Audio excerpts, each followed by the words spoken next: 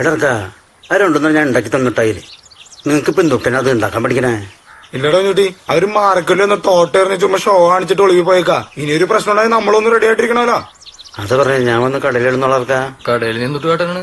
ഞാൻ വേണമെങ്കിൽ ക്യാഷിലിരിക്കാം. എന്ത് ക്യാഷിലിരുന്നോളാം. അത് കണ്ടാട്ടാ എന്ത് എടാ നിന്റെ ഇളയമ്മ കുളിക്കാൻ കയറിട്ട് പിന്നെ കുളിക്കാൻ കയറി നീയല്ലേ? അപ്പൊ പിന്നെ മാല നീ അല്ലാണ്ട് വേറെ ആരും എടുക്കില്ലല്ലോ. നീ അത് എടുത്തിട്ടുണ്ടെങ്കിൽ തിരിച്ചു കൊടുക്കറ കുഞ്ഞുട്ടി. കേസൊന്നും ഉണ്ടാവില്ലെന്ന്. ഇപ്പൊ എന്താ സാർ പള്ളിയങ്ങാടി ഏർപ്പെടുന്നെങ്കിൽ ഇഷ്ടം പോലെ ഇടയിലേക്കുണ്ട്. ആ നായത്തോടും മുണ്ടാടുമാറിലൊക്കെ തോട്ടം കയറിയുണ്ട്. അതൊക്കെ സ്റ്റാൻഡപ്പ് കേസ്. അല്ലാണ്ട് കുഞ്ഞിട്ട് കച്ചറ കേസ് എടുക്കില്ല സാറേ. കുഞ്ഞിട്ട് കളവില്ല സാറേ. നിന്നോട് ഇപ്പൊ 2-3 മര്യാദയ്ക്ക് ചോദിച്ചു.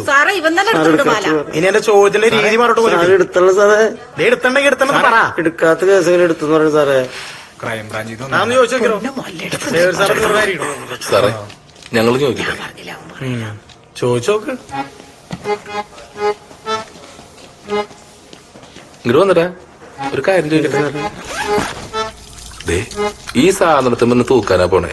നീയുള്ള കാര്യം പറഞ്ഞു. അമ്മ അല്ല നീ എടുത്തിട്ടുണ്ട? എടുത്തിട്ടുണ്ട് സാറേ, എടുത്തിട്ടുണ്ട്.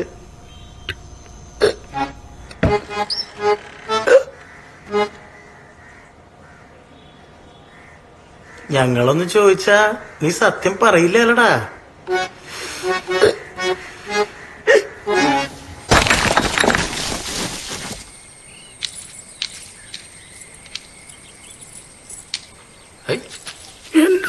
ഇതെന്തിനാണ്? എടാ പുറത്തെ പാറയിലൊക്കെ ഭയങ്കര നനവായിരിക്കും. അതുകൊണ്ടാണ് നമ്മൾ ഉള്ളിലുള്ള ചൂലെടുക്കണം. എന്നാലാണ് സ്പാർക്കിങ് ഉണ്ടാവുള്ളൂ. സ്പാർക്കിങ്